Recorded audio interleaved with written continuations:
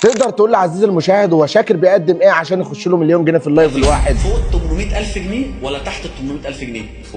فوق ال 900000 جنيه ولا تحت ال 900000 جنيه؟ وربنا لو قال فوق لا افتح لايف دلوقتي.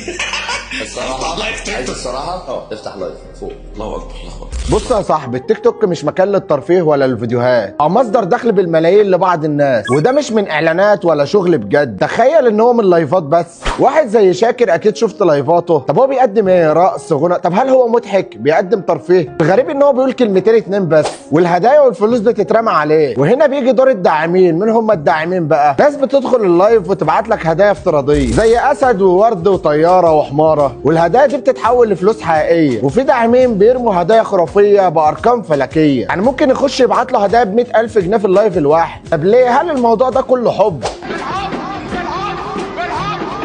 ولا شهرة ولا غسيل أموال؟ ناس كتير بدأت تربط اللايفات بغسيل الأموال، خصوصا لما بتخش تلاقي حسابات جديدة هي اللي بتدعمك زي أبو نواف زي الصقر. والغريب إن هي بتبعت هدايا كتير بأرقام فلكية، ترمي لك هدايا بدون أي سبب، وبعد ما بترمي بتخرج من اللايف. في ناس بتقول إن الهدايا بتغطي على أموال غير مشروعة، بتخش البلد على ستارة لايفات التيك توك. والطبيعي الفلوس هتخش البلد من غير أي شبهات، والطبيعي إن التيك توك له نسبة. طول ما بيترمى هدايا أنا مبسوط. يعني ببساطة في ناس بتغسل فلوس وفي ناس بتكسب من الهوا. المشكلة في لايفات التيك توك دي ان هي بتعلم اولادنا ان هم يسيبوا شغلهم. اكيد مفيش شخص بيحب شخص تاني يرمي له 100000 جنيه في لايف. مفي حاجة اخترعوها اسمها فودافون كاش او انستا باي. يعني انا لو انا بحبك وعايز ادعمك، ما انا ممكن احول لك بطريقة بعيدة عن التيك توك. اعتقد ان الموضوع فيه حاجة غريبة احنا مش عارفينها، واعتقد كمان ان لايفات التيك توك وراها لغز كبير لازم نعرفه. وانت شايف من وجهة نظرك لايفات التيك توك دي بتعبر لك عن ايه؟ واللي نفسي اعرفه قبل ما اموت ان مداهم وشاكر دول بيقدموا محتوى ايه عشان ينزل لهم كل الفلوس دي؟ السؤال الحقيقي هنا بقى، هل الداعمين دول اذكياء ولا استغلال ولا حاجة اكبر من كده؟ السؤال عندك عزيزي المشاهد. انا عمر عيد،